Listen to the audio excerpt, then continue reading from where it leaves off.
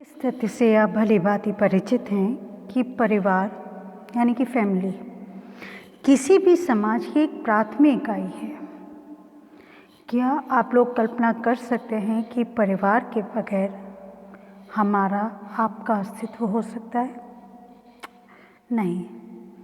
परिवार छोटा हो सकता है जिसमें माँ, पिता और एक बच्चा या 2 बच्चे हो सकते हैं, या फिर परिवार का आकार बड़ा हो सकता है, बहुत बड़ा हो सकता है, जिसमें चाचा, ताऊ, उनके बच्चे, बुआ, बहुत लोग रह सकते हैं। भारतीय परिवारों में ये परिवार का स्वरूप देखने को हमेशा से मिलता रहा है। यद्यपि औद्योगिक क्रांति के पश्चात, शहरीकरण के पश्चात इस स्वरूप में परिवर्तन आया है, परंतु हम ये कहें कि परिवार का जो हमारे भारतीय परिवारों का जो मूल अस्तित्व है, मूल आधार जो है वो पूर्णतः परिवर्तित हो गया है, ऐसा बिल्कुल नहीं है। यद्यपि उसके स्वरूप में, उसके आकार में परिवर्तन आया है, क्योंकि परिवार वो जगह है जहाँ हमारा सामाजिकरण सर्वप्रथम होता है। अब बिना सामाजिकरण में आपको पढ़ा चुकी हूँ कि सामाजिकरण मनुष्य को समाज के अनुरूप रहना सिखाता है। अगर हम सामाजिकरण की एक परिभाषा की बात करें, जिसे सामाजिकरण को अंग्रेजी में सोशलाइजेशन कहते हैं, तो अगर अंग्रेजी में इसकी परिभाषा हम बोले तो socialization is a process of learning. सामाजिकरण सीखने की प्रक्रिया का नाम है। ठीक है, ये बहुत डिटेल में मैंने आपको सामाजिकरण के बारे में बताया था पिछली कक्षाओं में। तो अगर परिवार नहीं होगा, अब आप ऐसे में ये प्रश्न पूछ सकते हैं कि कई बार ऐसी परिस्थितियाँ होती हैं कि बच्चा जन्म के बाद ही अपने परिवार से अलग हो जाता है। बहुत दुखदाई स्थिति है, पर ऐसा होता है कई बार। तो ऐसे में क्या परिवार अपना अस्तित्व तो खो चुका है? तो बच्चों, ऐसा बहुत अपवाद स्वरूप होता है, 100 में से 1 बार भी मुश्किल से होता है। तो जो घटना एक बार हो तो उसको हम पूर्णतः अस्तित्व को नकार दें, ऐसा असंभव है। और जो बच्चे अपने परिवार से बिछड़ जाते हैं, वो परिवार जैसी ही किसी संस्था में पलते बढ़ते हैं। परिवार जैसी ही किसी संस्था, इसका मतलब ये हुआ कि वो बाल गृह में पढ़ते हैं, वो अनाथ आश्रम में उनका पालन पोषण परवरिश होती है। ठीक है, तो परिवार का अस्तित्व सदियों पूर्व था, आज भी है और आने वाले सदियों तक रहेगा।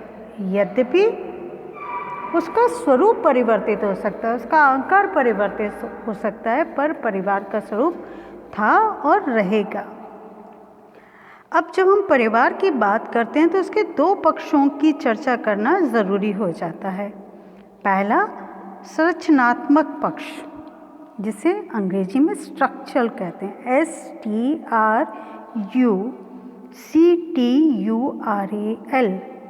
तो परिवार का पहला पक्ष है स्ट्रक्चरल, संरचनात्मक, और दूसरा है संस्थागत। ठीक है, तो परिवार के कुछ सदस्यों से मिलकर बनना ही परिवार है। ये सदस्य साथ रहते हैं, इनका घर होता है, इनकी एक जो कंबाइंड प्रॉपर्टी होती है, सम्मिलित संपत्ति होती है, इनका एक निश्चित धर्म होता है। अब ऐसा संभव नहीं है कि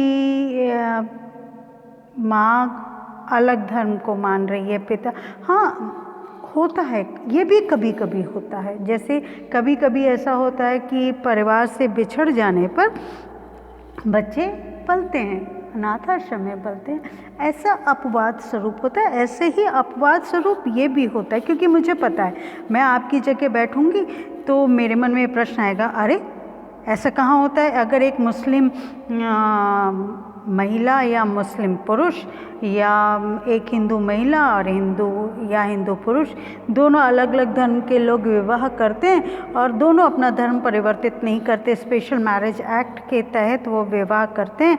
या क्रिश्चियन हो सकता है, क्रिश्चियन और हिंदू, या पारसी और हिंदू हो सकता है, या पारसी और मुस्लिम हो सकता है। भारत में किसी भी धर्म का व्यक्ति किसी दूसरे धर्म के व्यक्ति से विवाह कर सकता है। और अगर वो अपना धर्म परिवर्तन नहीं करना चाहे तो बिल्कुल ना करे, उसके लिए स्पेशल मैरिज एक्ट का प्रावधान है। ऐसी स्थिति में हो सकता है कि एक व्यक्ति मुस्लिम धर्म का पालन कर रहा हो परिवार में और एक व्यक्ति अपनी पूजा पाठ कर रहा हो, अगर हिंदू है, या फिर अगर क्रिश्चियन है तो चर्च जा रहा हो। तो परंतु ऐसा भी अपवाद स्वरूप होता है। कुछ चीज़ें अपवाद की हम बात करते हैं। तो इसकी ये तयशुदा बात है कि अमूमन अधिकतर ऐसा होता है कि परिवार का एक निश्चित धर्म होता है, उसकी पूजा की परंपरागत विधियां होती हैं और परिवार की संरचना के मूल में कुछ निश्चित नियम होते हैं कि हर परिवार का आपने आपस में बातचीत करते हुए विवाह कहते हैं नहीं भाई हमारी फैमिली का ये सिस्टम नहीं, हमारी फैमिली में ऐसा नहीं चलता, हमारी फैमिली में तो जब तक हम इन नियमों का पालन नहीं करते तो हमारे बड़े हैं, जो बुज़ुर्ग हैं, वो इस बात को लेकर नाराज़ हो सकते हैं, रुष्ट हो सकते हैं। तो इसलिए परिवार की संरचना में कुछ निश्चित नियम होते हैं, कार्य प्रणाली होती है और इसी के कारण इसे संरचना और संस्था दोनों रूप में देखा जाता है। इसका एक तीसरा रूप कार्यों का भी होता है, फंक्शनल, जो इसकी हम अप्रोच की बात करते हैं। ठीक है, तो परिवार के कुछ निश्चित कार्य होते हैं और ये कार्य परंपरागत भी होते हैं और नवीन भी होते हैं। ठीक है, इतना तो मैं समझती हूँ कि आपको समझ में आ गया होगा। अब इसके बाद क्योंकि ये कॉन्सेप्ट है तो हर कॉन्सेप्ट की हम किसका कॉन्सेप्ट पढ़ रहे हैं? कॉन्सेप्ट ऑफ फैमिली, परिवार की अवधारणा की हम बात कर रहे हैं। तो क्या है परिवार? क्या है परिवार का अर्थ? अब क्या है परिवार ये तो मैंने बताया। परिवार सामाजिकरण की अभिकरण के रूप में हम इसकी बात कर सकते हैं। ये एक ऐसा इंस्टीट्यूशन है, एक ऐसी संस्था है जिसके बगैर मनुष्य का जो एक सर्वोचित पालन पोषण होना चाहिए, अगर वो नहीं है तो नहीं हो पाता। ठीक है, तो इसलिए आज हम जब परिवार की बात हमने आरंभ की है तो अब हम बात करेंगे परिवार का अर्थ क्या है। यद्यपि विद्वान मानते हैं, अभी हम इतिहासकार की बात नहीं कर रहे या हम राजनीतिक वैज्ञानिकों की बात नहीं कर रहे, हम सामाजिक वैज्ञानिकों की बात कर रहे हैं कि यद्यपि सामाजिक वैज्ञानिकों का मानना है कि परिवार की परिभाषा देना कठिन कार्य है। यह इसलिए भी कि दुनिया भर में परिवार का कोई एक ही अर्थ लिया जाता हो ऐसा नहीं है। मैंने अभी बताया ही था आपको कि कई बार परिवार में सिर्फ पति पत्नी का परिवार पाया जाएगा, कई बार न्यूक्लियर फैमिली की बात करते हैं, कई बार संयुक्त परिवार की बात करते हैं। इसलिए इसको परिभाषित करना थोड़ा सा डिफ़िकल्ट है।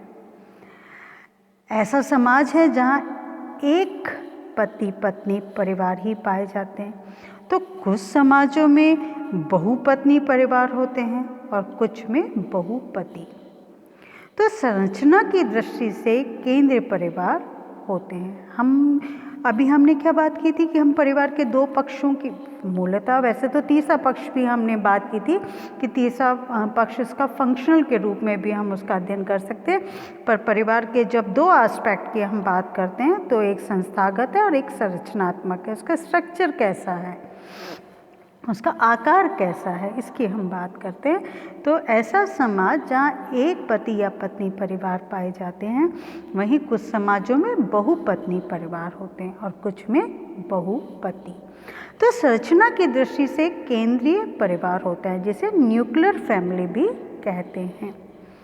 भारत या जापान जैसे जो एशियाई देश हैं, वहाँ पर जो एक्सटेंडेड फैमिली है या जॉइंट फैमिली है, जिसे विस्तृत या संयुक्त परिवार कहते हैं, वो बहुतायता देखने को मिलते हैं। तो परिवार की ऐसी कोई परिभाषा देना जो सभी समाजों पे समान रूप से लागू होती है, बहुत दुष्कर कार्य है, एक डिफ़िकल्ट टास्क है।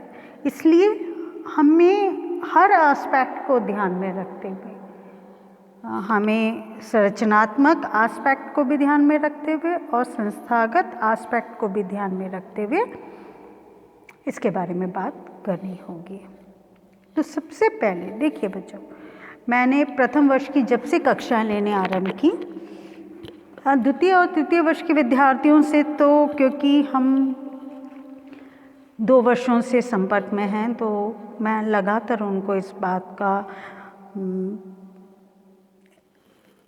ज्ञान तथाकथित तौर पर उनको समझाने का प्रयास करती हूँ। अब वो कितना समझते हैं ये तो वो ही भली बात ही जानते हैं, लेकिन मैं अपनी ओर से भरसक प्रयास करती हूँ कि वो इस बात को समझें कि अगर विश्वविद्यालय परीक्षा में अच्छे अंक प्राप्त करने हैं तो उसके कुछ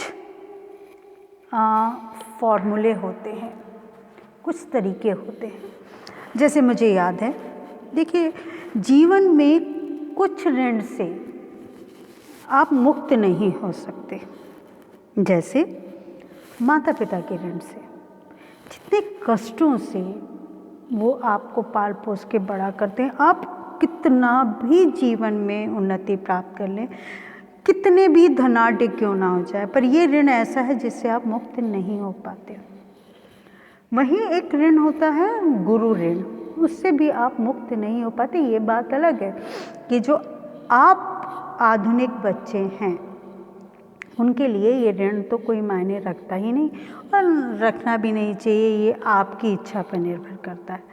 परंतु इस दृष्टि में मैं अपने आप को सौभाग्यशाली मानती हूँ कि मेरा बहुत ऐसे गुरुओं के साथ संपर्क रखा जिन्होंने मेरे जीवन की दिशा और दशा दोनों बदली। उन्हीं में से एक मेरे गुरु थे जिन्होंने मुझे 11वीं और 12वीं कक्षा में हिंदी साहित्य पढ़ाया था, और उनकी बात को मैं अपनी हर कक्षा में दोहराती हूँ। वो कहते थे, ऋतु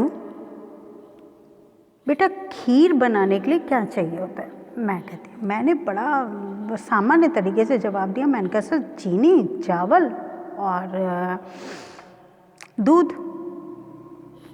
बोले अच्छा ठीक है, बहुत बढ़िया। तो बोले अग्नि भी चाहिए ना? हाँ, मैं भूल गई थी, तो मैंने कहा हाँ सर अग्नि भी चाहिए। बोले अग्नि का रूप कुछ भी हो सकता है, वो गैस का चूल्हा भी हो सकता है, वो आग भी हो सकता है। आग कैसे? लकड़ी को जला के, कंडे को जला के, वो अंगीठी भी हो सकती है, वो कुछ भी हो सकता है, पर अग्नि चाहिए। मैंने कहा बिल्कुल जी सर ऐसा ये है। तो बन गई खीर? मैंने कहा जी सर बन गई। फिर वो हमारी कक्षा की किसी दूसरे विद्यार्थी का नाम लेके कहते थे अच्छा तुम बताओ, वो भी यही बात कहते थे। तो बोले कि अच्छा अब बताओ, यहाँ क्लास में 11 विद्यार्थी हैं, क्योंकि हिंदी साहित्य कम विद्यार्थी लेते थे, तो मुझे आज भी संख्या याद है कि 11 विद्यार्थी हैं। तो 11 के 11 विद्यार्थियों ने बिल्कुल ऐसे ही खीर बनाई कि चीनी डाली, जिसे हम शक्कर भी कहते हैं, और चावल डाला, डोल डाला, बन गई खीर। अब बताओ किसको मैं 10 में से 8 दूँ, किसको 7 दूँ? तो अरे बाप रे बाप, ये बात तो सच में ये गुरु के लिए बहुत बड़ा संकट है कि सारी खीर तो एक जैसी है, तो अब अधिक अंक किसको मिलेंगे? जो एक मापन है, आकलन है, वो कैसे हो पाएगा? सबको लगभग बराबर नंबर देने पड़ेंगे और किसी को ऑब्जेक्शन भी नहीं होना चाहिए। तो बोले बस ऐसा हो सकता है कि भाई किसी ने एक कांच की कटोरी में दिया, किसी ने चांदी की कटोरी में सर्व किया, तो वो, या फिर किसी ने जो बोरोसिल के ग्लास आते हैं उसमें सर्व कर दिया। भाई ये बात भी समझ में आ गई। तो बोले इससे हो सकता है कि भाई एक आध नंबर में डिफरेंस आ जाए, ठीक है।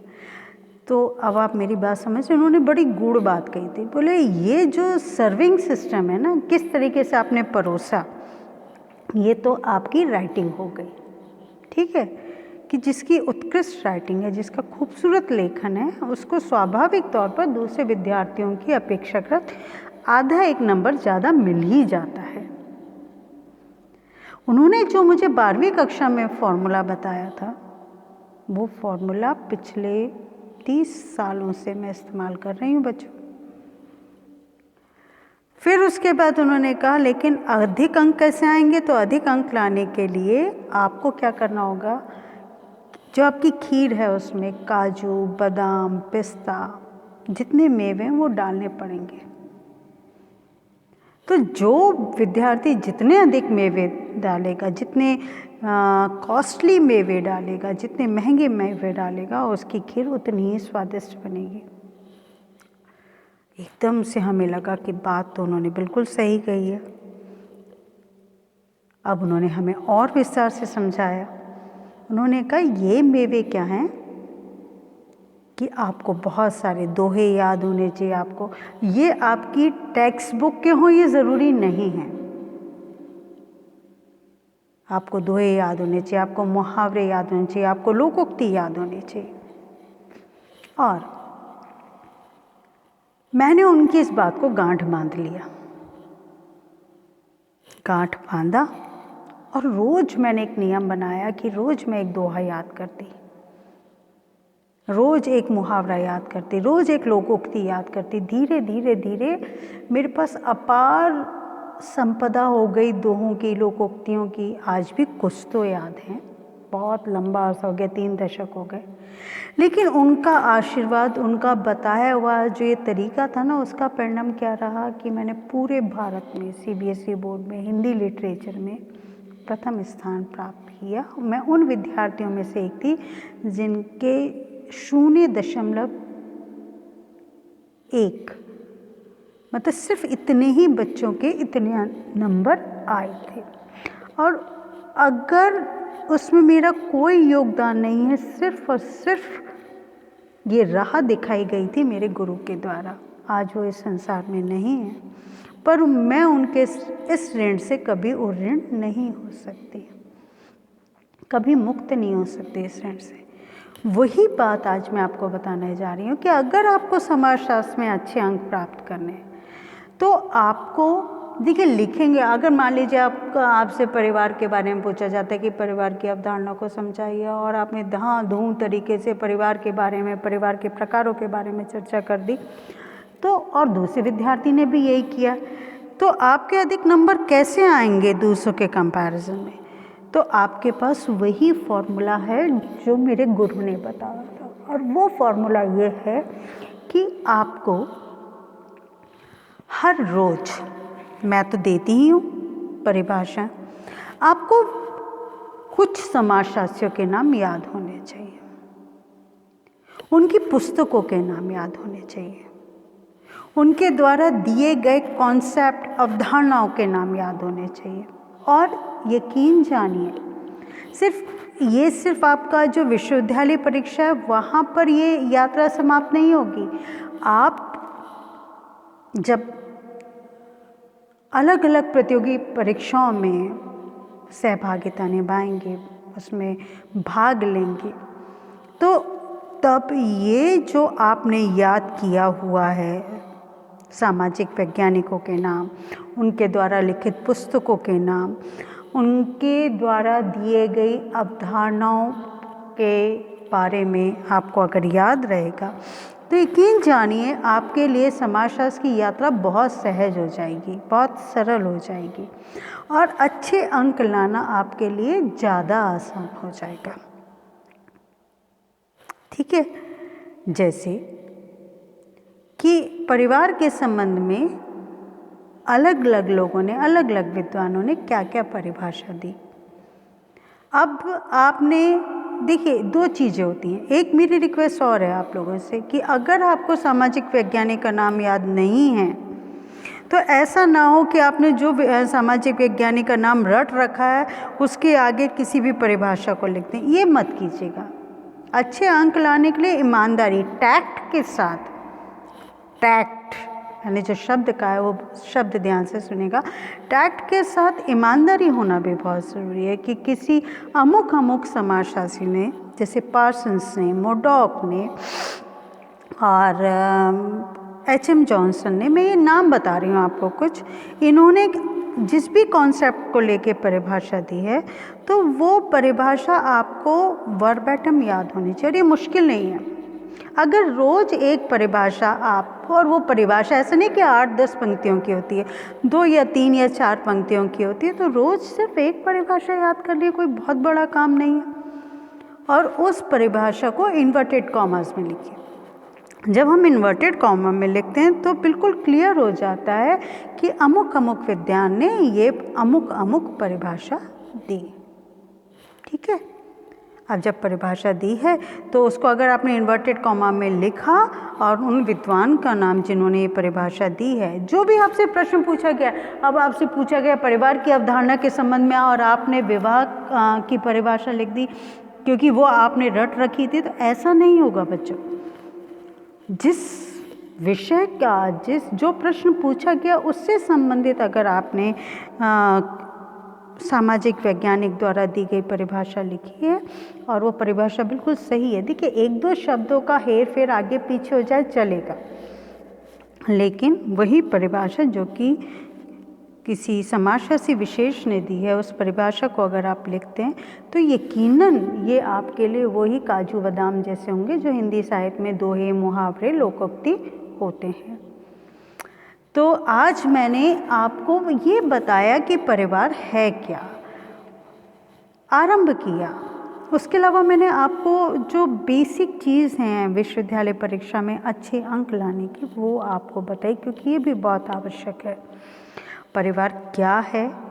परिवार, मैं फिर रिपीट करती हूँ, एक प्राथमिक संस्था है जिसके हम त्रिआयामी पक्षों के बारे में विचार कर सकते हैं। प्रथम है संरचनात्मक, दूसरा है संस्थागत, ये दोनों महत्वपूर्ण हैं। और उसका जो तीसरा पक्ष है, जो फंक्शनल पक्ष है, उसके आधार पर भी हम बात कर सकते हैं। हमने इस बारे में भी बात की कि क्योंकि परिवार का जो संरचनात्मक स्वरूप है वो हर जगह अलग अलग है, इसलिए इसके बारे में एक निश्चित परिभाषा देना थोड़ा सा मुश्किल कार्य है। तो ऐसे में ये ज़रूरी हो जाता है कि हम ये जानें और समझें कि परिवार की सिर्फ एक परिभाषा देना हमारे लिए संभव नहीं है। ठीक है, अब कल की कक्षा में हम जानेंगे कि जो मैंने आपको कहा, इतनी देर से समझाया कि कुछ समाजशास्त्रियों के द्वारा दी गई परिवार की कौन कौन सी परिभाषाएं, उसे आप याद कर लें। तो आज के लिए इतना ही। कल की कक्षा में हम अलग अलग समाजशास्त्रियों के द्वारा परिवार के संबंध में कौन कौन सी परिभाषाएं दी गई उसके बारे में चर्चा करेंगे, उसे समझने की चेष्टा करेंगे। आशा करती हूँ आज जो कुछ भी आपको पढ़ाया और समझाया गया है वो आपको समझ में आ गया होगा। कल की कक्षा में हम वापस से मिलेंगे, तब तक के लिए बहुत बहुत धन्यवाद।